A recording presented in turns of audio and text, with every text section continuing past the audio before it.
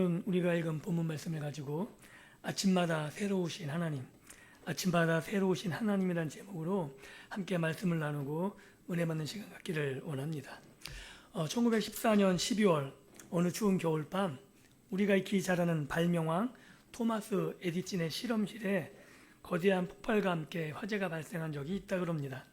평생을 바친 연구 자료와 값비싼 장비들이 불길 속으로 완전히 소실되어 버리고 말았습니다. 당시 에디슨 나이 67세. 그래서 그것은 단순한 화재가 아니라 그의 인생이 무너져 내리는 순간이었을지도 모릅니다.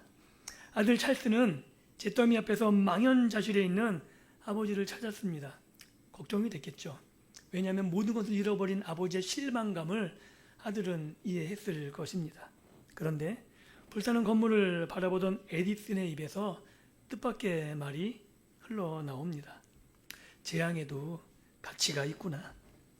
우리의 모든 실수가 다 타버렸으니 말이다. 이제 우리는 다시 새롭게 시작할 수 있다. 우리는 지금 한 해의 끝자락 12월의 마지막 언덕에 서 있습니다. 그렇죠? 어쩌면 우리도 에디슨처럼 하나의 잿더미 앞에 서 있는 우리의 모습일지 모릅니다. 과연 나는 잘 살아왔는가?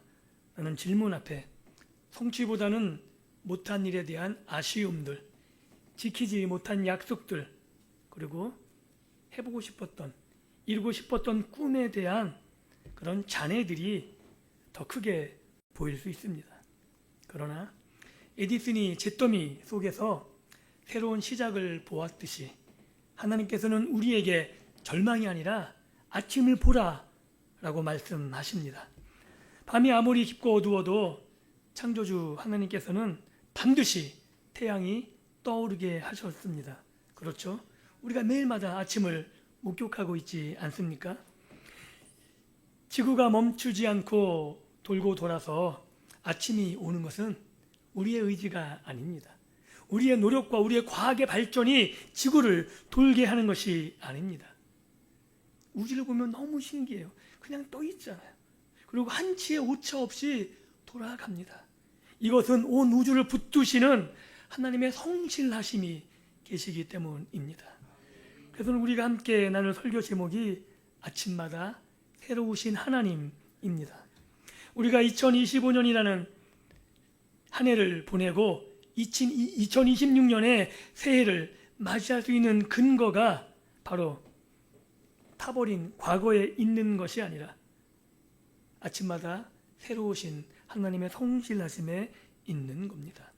우리의 모든 실수가 그리고 우리의 잘못된 선택으로 말미암아 올 한 해가 다 타버린 폐허처럼 되어버릴 수 있습니다.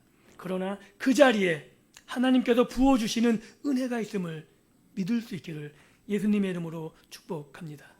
그래서 오늘 이 시간 잿더미 같은 우리의 지난 1년을 이 말씀 앞으로 가져오시기를 바랍니다. 그래서 이 말씀을 통해 실패와 절망이 있다면 그런 아픔의 시간을 뚫고 들어오시는 하나님의 새로운 아침을 경험하는 우리 모두가 되기를 예수님의 이름으로 축복합니다. 우리가 먼저 살펴볼 주제는 이런 거죠. 진멸되지 않음. 이게 얼마나 큰 은혜인지 모릅니다. 본문의 22절은 이렇게 시작합니다. 여호와의 인자와 긍휼이 무궁하심으로 우리가 진멸되지 아니함이니이다. 진멸되다는 말은 아무것도 남지 않는다는 거예요. 불에 타면은 잔해가 남는데 물이 휩쓸고 지나가면 그냥 완전히 폐허가 되는 것처럼 아무것도 남지 않은 상태가 진멸입니다. 그런데 진멸되지 않는다는 이 고백이 터져 나오는 예레미야가 그 고백을 하는 그 자리는 편안한 서재나 화려한 예배당이라는 그런 화려한 성전이 아니라는 거죠. 혹시 우리나라가 완전히 전쟁 때문에 폐허가 되는 그런 모습을 우리가 지켜보고 있고 우리의 자녀들과 우리의 가족들이 그 폐허 속에 시체로 나뒹굴고 있는 모습을 본다면 여러분 어떠시겠습니까?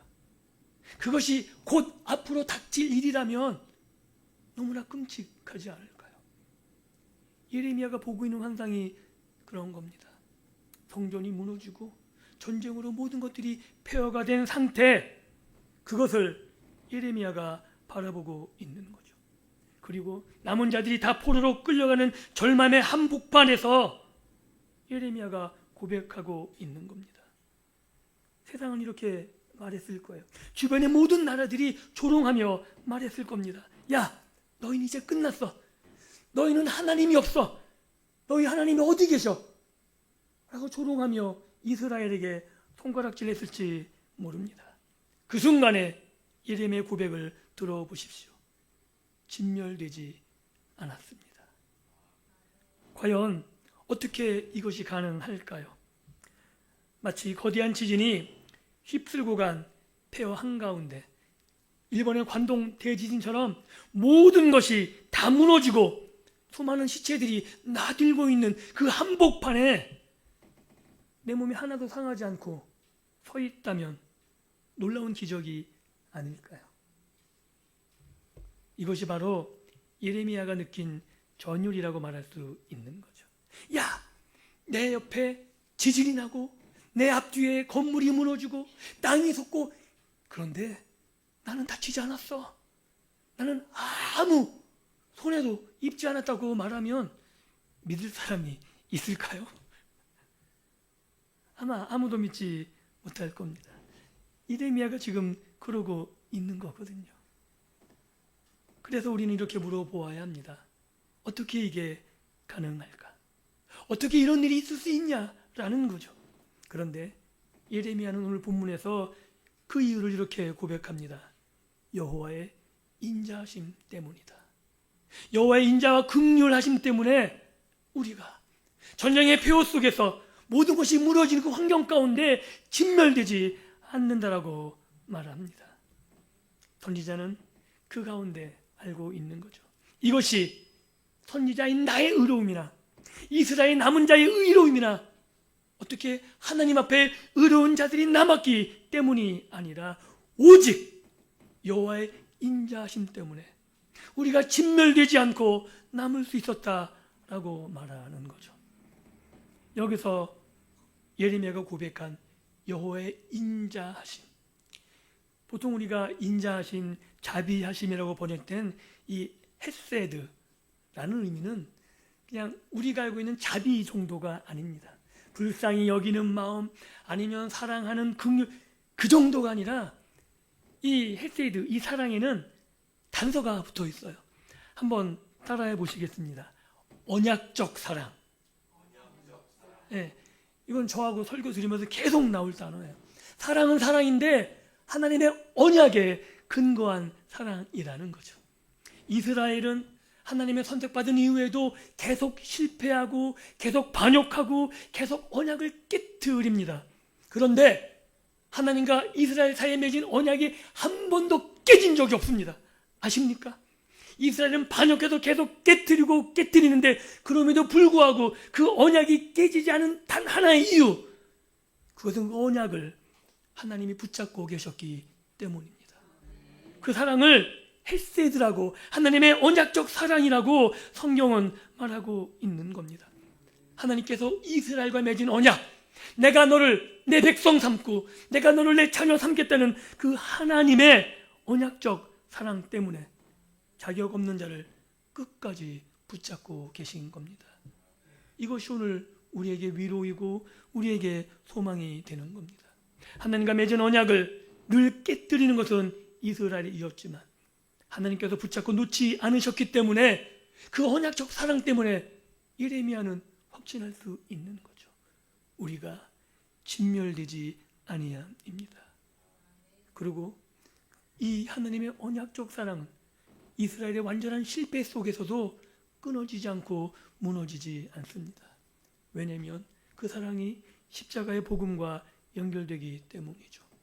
십자가야말로 하나님의 공의와 심판이 온전히 쏟아진 그런 정점의 자리라고 말할 수 있습니다. 왜냐하면 그 십자가는 결국 우리가 마땅히 심판받아야 될 진멸될 자리였기 때문이죠.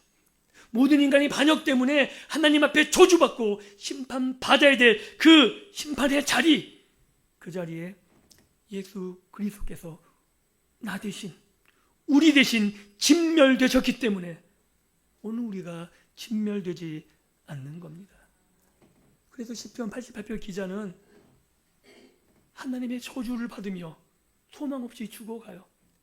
모든 시편은 아무리 그런 하나님의 저주와 심판 가운데서도 소망으로 끝나는데 유독 시편 88편만은 절망으로 끝이 납니다. 그래서 많은 신학자들이 그 시편을 해석할 수가 없었어요. 어떻게 이것이 가능하냐? 어떻게 이런 노래를 부를 수가 있느냐? 하나님의 언약이 있고 하나님의 사랑이 있는데 어떻게 절망으로 끝날 수 있느냐? 그런데 우리는 알고 있는 거죠. 왜냐하면 그 절망의 노래는 우리가 부른 것이 아니라 나 대신 예수 그리스도가 부른 노래였기 때문입니다. 하나님이 나에게 사랑을 주시기 위해서 예수 그리스도에게 사랑을 뺏으셨고요. 하나님이 나에게 복을 주시기 위해서 그 복을 뺏으셔서 예수 그리스도에게 저주를 부으셨고요. 나에게 심판을 내리지 않기 위해서 사랑하는 아들 예수 그리스도에게 심판을 내리신 그 자리가 십자가의 자리입니다. 그래서 우리가 진멸되지 않았던 것은 나 대신 진멸되신 예수 그리스도가 계셨기 때문에 오늘 예수 그리스도를 통해서 우리가 진멸되지 않고 하나님 앞에 담대히 나갈 은혜를 얻은 것입니다. 사랑하는 성도 여러분, 올 한해 힘들고 어려운 고비의 순간들, 아니면 죄의 유혹에 부끄럽게 넘어진 순간들이 있었을 겁니다. 그러나 지금 우리는 이곳 예배 자리에 나와 있습니다. 놀랍지 않습니까? 이 자리에 앉아 예배할 수 있는 것, 이것은 내가 강해서 그런 것이 아닙니다. 내가 의로워서, 내가 의지가 강해서, 신념이 강해서 그 모든 죄악을 뚫고 이 자리에 나와 있는 게 아닙니다. 내가 이 자리에 앉아 있을 수 있는 유일한 이유는 폭풍우 속에서도 나를 진멸되지 않게 붙잡으시는 하나님의 언약적 사랑, 헤세드가 있었기 때문입니다. 그래서 고백할 수 있는 거죠. 하나님, 나의 아버지 하나님.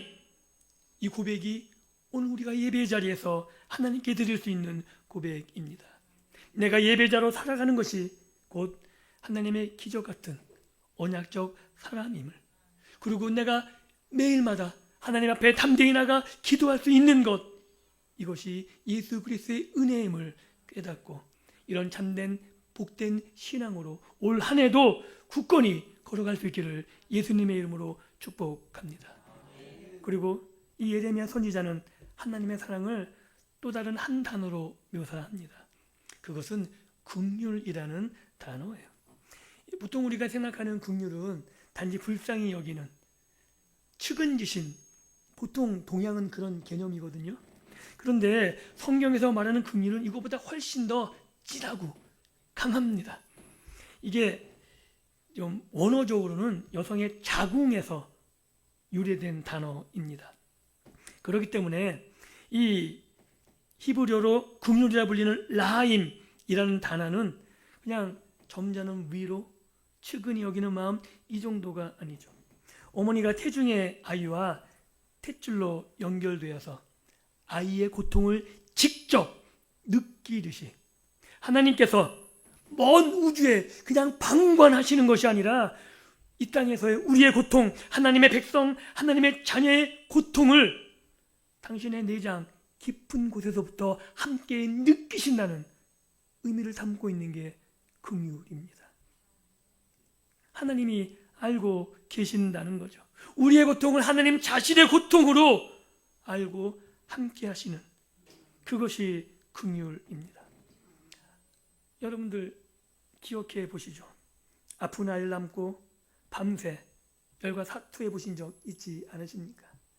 아이가 아프면 부모의 심령은 다 똑같은 것 같습니다.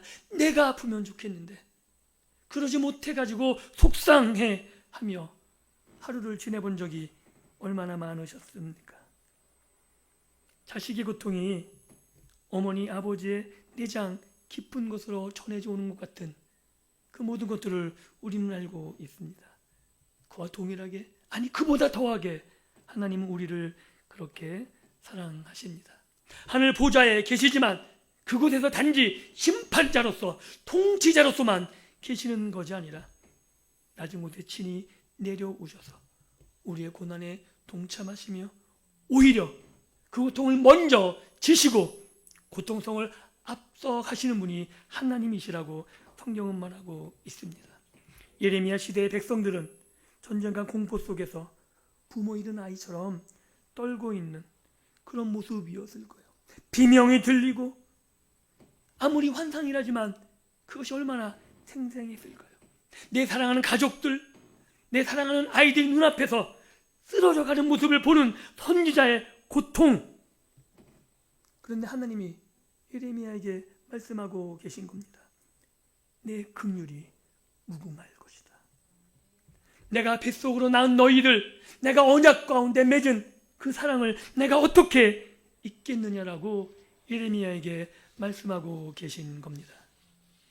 즉 어미가 젖 먹는 자식을 잊을지라도 하나님께서는 너희들을 잊지 않겠다라고 이사야서 49장 15절에 분명히 말씀하고 계시죠. 이것이 하나님이 우리를 향한 들끓는 사랑을 표현한 겁니다. 올 한 해 남들에게 차마 말할 수 없는 아픔과 홀로 남겨진 마음의 감정들을 붙잡고 울고 계신 적은 없으셨습니까? 힘들고 어려운 손을 걸어가며 나 혼자 이렇게 아프고 나만이 걷는 길이라고 외로움을 고백하신 적은 없으십니까? 기억하십시오. 그때도 우리는 나는 혼자가 아니라는 것을, 하나님께서 내 아픔을 더 아파하시고 내 눈물을 기억하시고 하나님의 긍휼로 우리의 눈물을 닦아주셨을 겁니다. 그래서 이제 우리가 상처 입은 모습 그대로 새해에 나아갈 수 있는 이유, 이게 놀라운 거죠. 하나님이 우리를 고치시는데, 우리와 함께 하시는데 우리의 아픔 그대로, 우리의 힘든 모습 그대로 나오기를 원하십니다. 그리고 그 모습 그대로 품어주신다고 말씀하시고 긍휼로 함께 하시겠다고 말씀하십니다. 그래서 우리는 그 긍휼을 알기 때문에 그 은혜의 보좌 앞에 담대히 나아갈 수 있는 겁니다. 오늘 이 말씀을 통해 하나님의 긍휼을 경험하시고, 비록 내가 실수한 것이 있다 할지라도, 내가 하나님 앞에 언약을 깨뜨리는 잘못을 저질렀다 해도 하나님이 나의 아버지 되시기 때문에 나를 받아주신다고 그 아들을 직접 십자가에 죽이시기까지 나를 사랑하시는 사랑을 깨달으시고 담대히 은혜의 보좌 앞에 나아갈 수 있는 저와 여러분들의 믿음의 용기가 있기를 예수님의 이름으로 축복합니다. 그리고 본문의 절정인 23절 이렇게 기록되어 있죠. 이것들이 아침마다 새로우니 주의 성실하심이 크시도소이다. 여기서 새롭다는 거 우리가 좋아하는 거잖아요. 새로운 거 너무 좋아하는 거죠. 그런데 이것은 단지 새 것의 의미를 넘어서는 거죠. 이것은 창조의 아침처럼 새로운 시작, 리셋, 이런 의미가 훨씬 더 강합니다. 또한 성실하다는 단어는 자비하심, 긍휼하심과 함께 하나님의 언약이 강조되고 있는 단어입니다. 이 성실하심은 정확하게 에메드라고 하는데 진실, 그리고 신뢰, 견고함이란 뜻을 가지고 있죠. 즉 세상이 두 쪽 나도 변하지 않는 하나님의 언약적 성품을 그대로 표현한 단어입니다. 여러분 알고 계신가요? 세상은 변합니다. 사람의 마음은 조속으로 바뀌죠. 혹시 제가 설교 때 그런 얘기 드렸나요? 그 승리의 여신, 왜 여신이라고 기억하십니까? 제가 얘기한 것 같은데.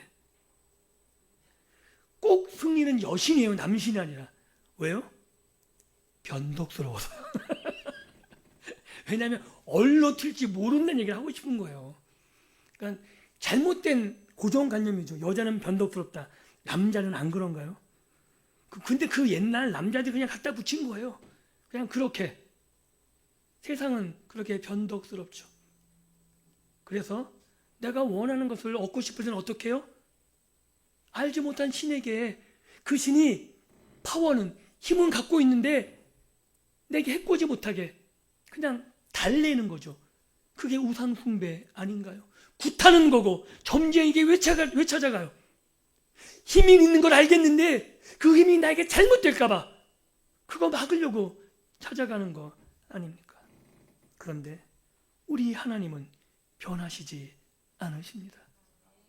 그냥 우직한 것이 아니라 하나님의 약속에 근거해서 그 약속을 이루시기까지 변하지 않으신다고 말씀하고 있는 겁니다.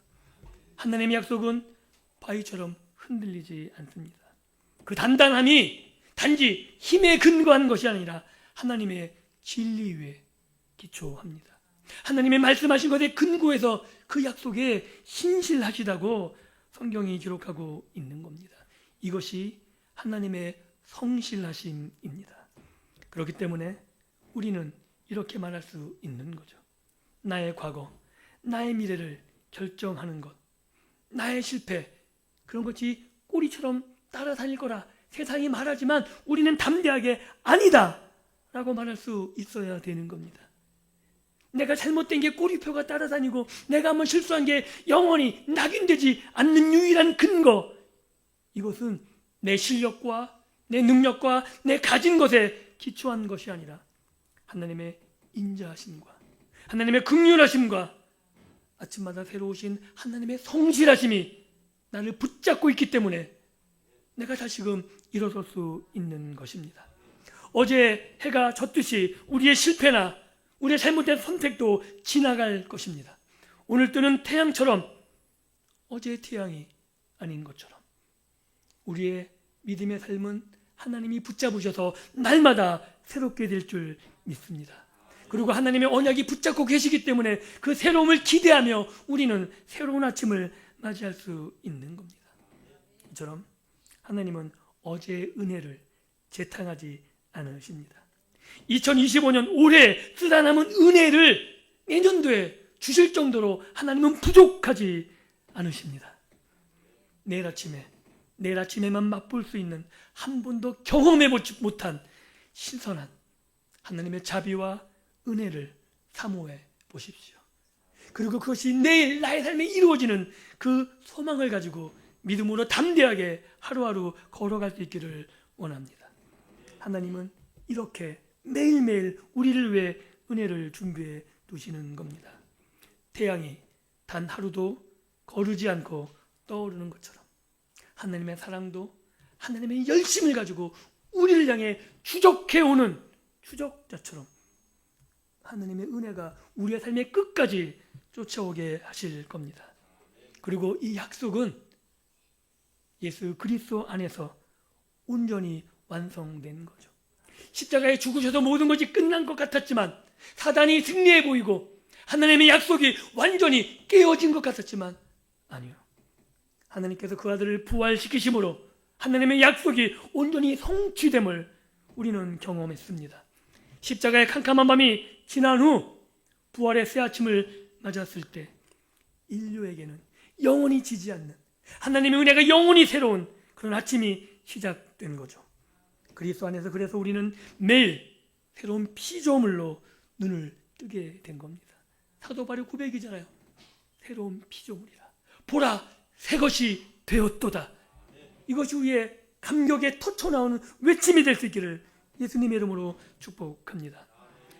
사랑하는 성도 여러분, 하나님의 언약의 말씀이 내 삶을 다스리게 되면 아침 눈을 뜰 때마다 우리는 하나님의 긍휼이 나에게 새롭게 배달되는 놀라운 경험을 하시게 될 것입니다. 매일 하나님의 은혜가 신선한 만나처럼 우리 영혼에 공급될 것입니다. 2025년도의 묵은 은혜로 2026년을 사는 것이 아니라 2026년은 새해 365일 하루하루가 하나님께서 예비하신 새로운 자비, 새로운 긍휼, 하나님의 놀라운 성실하심이 우리 앞에 놓여져 있을 것을 기대하시며 소망하시며 살아가시기를 바랍니다. 말씀을 맺겠습니다. 서론에서 말씀드린 에디슨의 이야기 기억하시죠? 그는 잿더미가 된 연구실 앞에서 다시 시작할 수 있다 외쳤고 정말 불과 3주 뒤에 죽음기를 발명했습니다. 그런데 아십니까? 에디슨은 진실한 기독교인이 아닙니다. 우리가 이 예화를 나눴던 이유는 에디슨의 불굴의 의지를 칭송하기 위함이 아닙니다. 진정으로 하나님을 알지 못했던 에디슨조차 자연이 주는 아침 햇살, 새로움, 그리고 인간의 의지라는 일반적인 은혜만으로 절망을 딛고 일어섰습니다.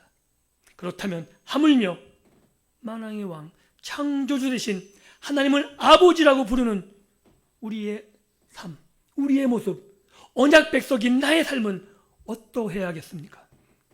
우리가 가진 소망은 막연한 낙관이 아닙니다. 우리가 가진 소망은 불굴의 인간 의지가 아닙니다. 우리의 소망은 아침마다 새로우신 하나님의 인자하심에 있습니다. 흔들리지 않는 언약 위에 세워진 이 하나님의 긍휼과 사랑이 있기 때문에 우리가 소망을 가질 수 있는 겁니다. 에디슨은 불타버린 건물 위에 다시 시작했지만 우리는 예수 그리스도의 십자가와 부활이라는 영원히 무너지지 않는 기초 위에서 다시 시작하는 사람들입니다. 세상의 소망이 그림자라면, 그래서 우리의 소망은 실체입니다. 믿으십니까? 다가오는 새해, 상황은 여전히 잿더미일 수 있습니다. 그러나 에디슨이 보았던 아침보다 더 찬란한 하나님의 자비하심, 하나님의 긍휼하심, 성실하심이 우리에게 보장되어져 있습니다. 우리가 눈뜨고 내일을 맞이할 때 그 하나님의 은혜와 성실이 우리 앞에 놓여져 있을 겁니다. 하나님 없는 세상 사람들도 희망을 말하고 있는데 하나님의 긍휼을 입은 우리가 절망할 수 있겠습니까? 나의 삶, 나의 삶이, 내가 예배한 이 삶이, 내가 하나님과 걸어가는 이 믿음의 삶이 곧 하나님의 사랑임을 확인할 수 있기를 바랍니다. 내 의지가 아니라 주님의 신실하심에 기대하십시오. 십자가와 부활로 열어젖히신 그 확실한 새로운 아침이 우리 것임을 선포하셔도 좋습니다. 그래서 잿더미 속에서 하늘의 노래로 다시 시작할 수 있는, 세상이 감당하지 못하는 소망의 사람들로 내년 한 해를 열어젖히기를 축복합니다. 주의 성실하심이 크시도소이다. 이 압도적인 소망의 고백이 저와 여러분들의 새해 첫 노래가 되기를 다시 한번 예수 그리스도 이름으로 축복합니다. 기도합니다.